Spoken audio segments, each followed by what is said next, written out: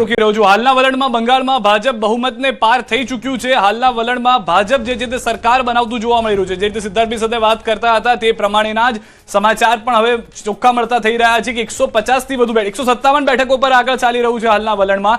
તો જે જમ્પ છે, જે એક પછી એક કૂદકો મારી રહ્યું છે ભાજપ પોતાની બેઠકોની અંદર, એ મોટો જોવા મળી રહ્યો છે। બીજી તરફ ટીએમસી જે છે તે તેટલું આગળ નથી આવી રહ્યું અને હવે મોટા સમાચાર બીજેપીના સુવેન્દુ અધિકારી કે જે પાછળ ચાલી રહ્યા હતા તે આગળ ચાલી રહ્યા છે। બંને સીટો પર આગળ ચાલી રહ્યા છે। ભવાનીપુરથી તો આગળ ચાલી જ રહ્યા છે, પરંતુ તેની સાથે સાથે જે પોતાની બીજી બેઠક હતી ત્યાંથી પણ આગળ ચાલી રહ્યા છે। અને સૌથી વધારે મહત્વની વાત અહીંયા આગળ એ છે કે જો બીજેપીના સુવેન્દુ અધિકારી આગળ ચાલી રહ્યા છે તેનો મતલબ છે કે આ બેઠક ઉપર મમતા બેનર્જી પાછળ ચાલી રહ્યા છે। સ્પષ્ટ થઈ ચૂક્યું છે અત્યારના કે હાલના મુખ્યમંત્રી 15 વર્ષથી જે શાસન કરી રહ્યા છે, સિદ્ધાર્થભાઈએ જે રીતે કીધું કે એક સિંહણ લડી રહી હતી એ હવે જખમી જોવા મળી રહી છે અને તે અત્યારના પાછળ ચાલી રહ્યા છે। ભવાનીપુરથી સુવેન્દુ અધિકારી આગળ ચાલી રહ્યા છે। મોટા સમાચાર છે કોંગ્રેસ માટે હાલમાં એક જ સમાચાર કે એક જ બેઠક પશ્ચિમ બંગાળમાં તેમની પાસે જોવા મળી રહી છે। ઉમરેઠથી પણ વધુ એક અપડેટ લઈ લઈએ, પછી પાછા અનિલભાઈ પાસે પણ જઈશું। ઉમરેઠ વિધાનસભા પેટા ચૂંટણીની મતગણતરીને લઈને આંકડો જે છે તે ખૂબ જ મોટો એ માટે છે કારણ કે લીડ 10,435 મતની થઈ ગઈ છે।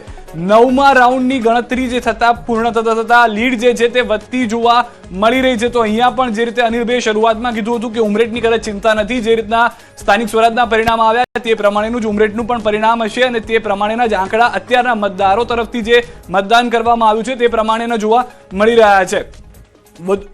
બધું એક બ્રેકિંગ આવે પહેલા અનિલભાઈ ટૂંકમાં પ્રતિક્રિયા આસામને લઈને પણ હેમંત બિસ્વા શર્માને પણ બહુ ટાર્ગેટ કરવામાં આવ્યા કે ભાઈ ખોટી રીતની વાતચીત છે, તેમનો સ્વભાવ એ રીતનો છે, કેટલાક લોકોને ટાર્ગેટ કરવું, પરંતુ જનતાએ કીધું કે જે પણ હોય કદાચ ચર્ચા પૂરતું છે, અમે તો એના પર જ ભરોસો મૂકી રહ્યા છીએ। જો આસામમાં હેમંત બિસ્વા જબરજસ્ત લોકપ્રિય છે અને આપણે એવા કેટલાય રીલ્સ ને વિઝ્યુઅલ જોયા હશે કે યુવાનોથી માંડીને ઘરડા લોકો અને ખાસ કરીને જે રીતે મહિલાઓમાં એમની કામગીરી છે, એમની લોકપ્રિયતા છે, એના કારણે આસામનું રિઝલ્ટ તો પહેલેથી જ બધા લોકો સ્પષ્ટ માનતા હતા કે ત્રીજી વખત ત્યાં આગળ એનડીએ અને હેમંત બિસ્વાના નેતૃત્વમાં ભાજપાની સરકાર બનશે। અગત્યનું એ છે આસામમાં આ વખતે ભાજપાના પોતાના જ વ્યક્તિગત રીતે બહુમતી હશે, પરંતુ એનડીએ ની ત્યાં સરકાર બનશે અને ત્યાં આગળ પણ મૂળ વિષય એ છે કે જ્યારે વિપક્ષ જો તુષ્ટિકરણ કરે છે અને જબરજસ્ત તુષ્ટિકરણ કરે છે તો સ્વાભાવિક છે કે આમાં રિવર્સ પોલરાઇઝેશન પણ થતું હોય છે।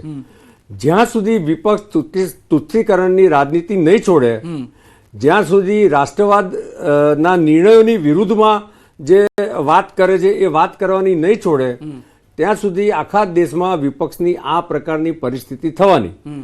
તમને કદાચ વેસ્ટ બંગાળની હું વાત કરું, આપ કહેતા હતા, આશ્ચર્ય થશે કે ભવાનીપુરની સીટ પર મમતા બેનર્જી હારે છે। લખી રાખો મારું વાક્ય, અત્યારે કદાચ લીડ વધે છે ઘટે છે જે હોય, જ્યારે ફાઇનલ કાઉન્ટિંગ પૂરું થશે ત્યારે Mamata Banerjee is losing at Bhabanipur seats. મોટી વાત છે। આ બાઇટને પણ અમે ચલાવીશું કે ખુદ કીધું છે અનિલભાઈએ અને અત્યારનો આંકડો પણ અનિલભાઈ તમારા માટે વેસ્ટ બંગાળથી ખૂબ જ સારો છે। 162 બેઠકો પર હવે ભાજપ આગળ ચાલી રહ્યું છે। ટીએમસી જે લીડ હતી સિદ્ધાર્થભાઈ 110 સુધીની ઘટીને હવે 102 પર આવી ગયું છે। 270 બેઠકો જેટલા વલણો સ્પષ્ટ થયા છે, કદાચ હવે 13 થી 23 બેઠકો બાકી રહી છે। આસામની અંદર પણ સારા સમાચાર ભાજપ માટે કે જે એનડીએ જે રીતે વાત કરી અનિલભાઈએ કે તે 97 બેઠકો પર આગળ ચાલી રહી છે। કેરાલા, તમિલનાડુ અને પુડુચેરી, કદાચ કેરાલાની અંદર તો એક બદલાવની આશા હતી, તે કદાચ ન જોવા મળે, પરંતુ તમિલનાડુની અંદર જે ટીવીકે છે સૌથી મોટી પાર્ટી થઈ ગઈ છે। 270 બેઠકોના જે અત્યાર સુધીના આંકડાઓ છે વેસ્ટ બંગાળની અંદર 269 બેઠકોના, બીજેપી 162 બેઠકો સાથે આગળ ચાલી રહી છે। સિદ્ધાર્થભાઈ ટૂંકમાં અહીંયા પ્રતિક્રિયા, એ ઐતિહાસિક આંકડો આ વખતે મળી શકે તેવું લાગી રહ્યું છે। જે રીતે અનિલભાઈએ પણ કીધું કે એમના તરફથી દાવો કરવામાં આવ્યો છે કે મુખ્યમંત્રી હાલના છે કદાચ હારી જાય છે।